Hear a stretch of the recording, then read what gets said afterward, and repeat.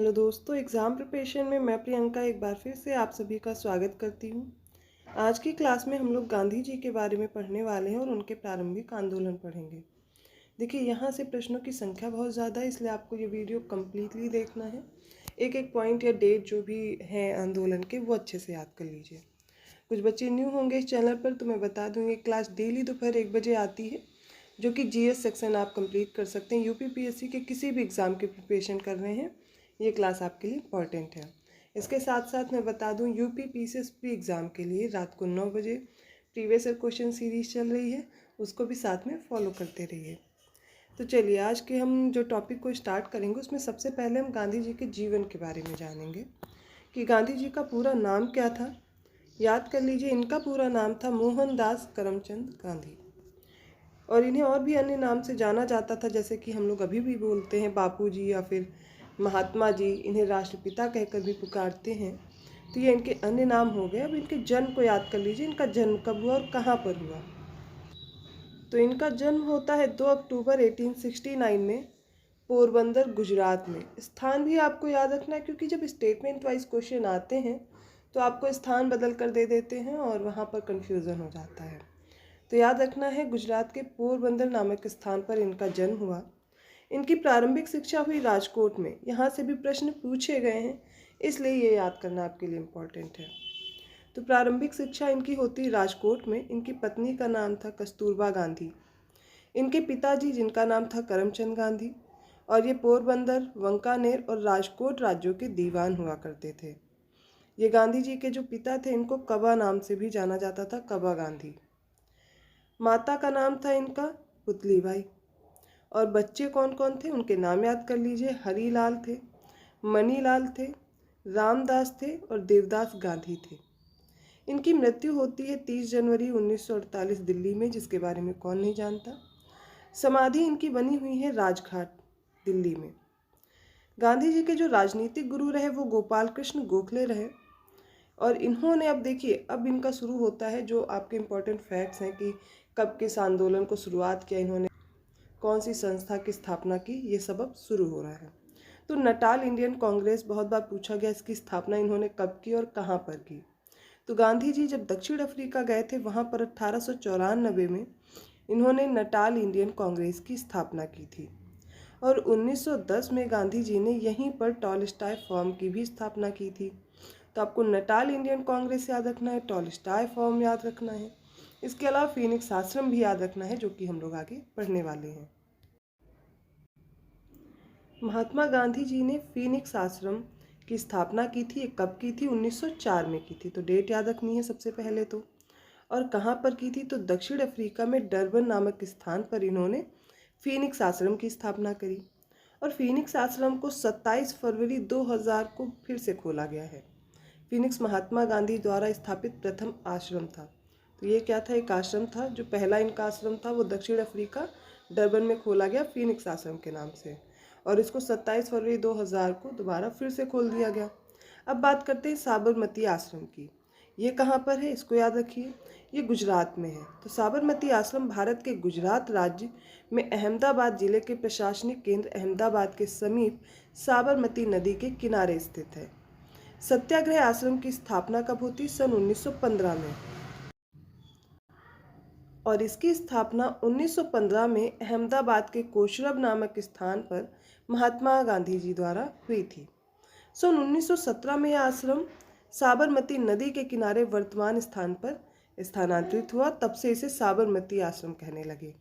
तो साबरमती आश्रम के बारे में आपको याद रखना है कि कहाँ पर है?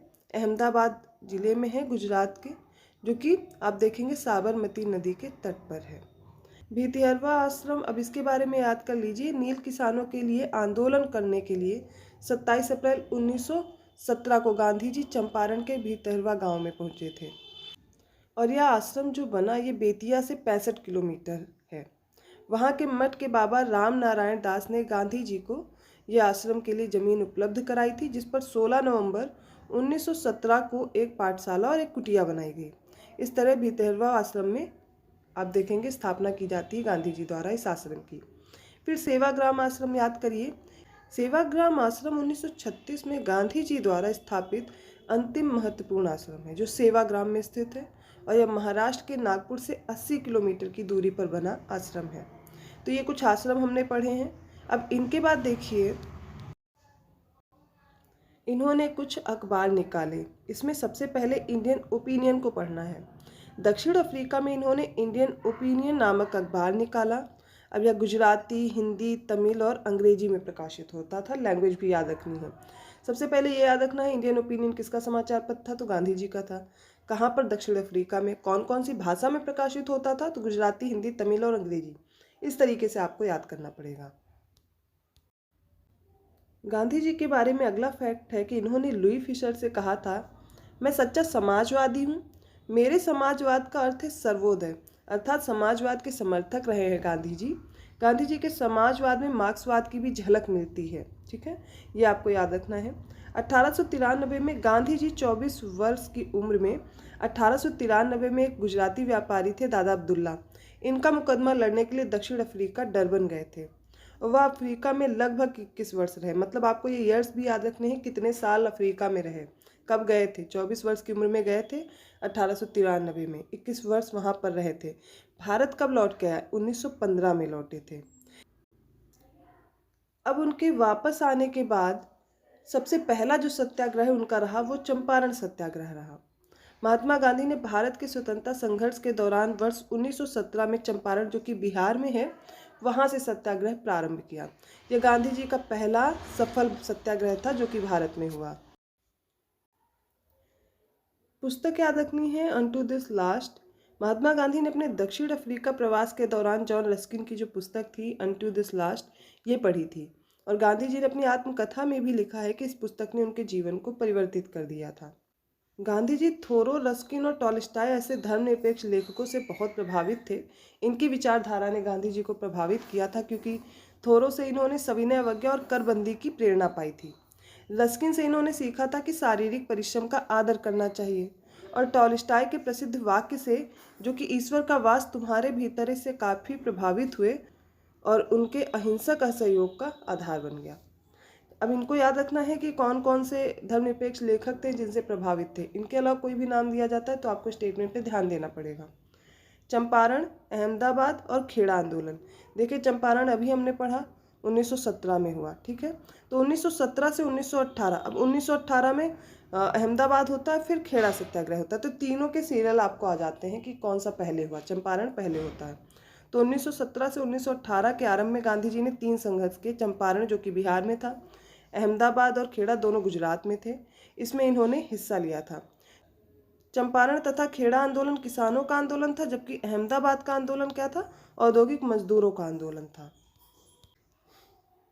देखिए, बिहार में जो किसानों की समस्या थी, इसके लिए पंडित राम कुमार शुक्ल ऐसे व्यक्ति थे जिन्होंने गांधी जी को राजी किया, इनसे अनुग्रह किया बिहार आने के लिए। तो ये नाम बहुत बार पूछा गया है, तो इस नाम को याद रखिएगा।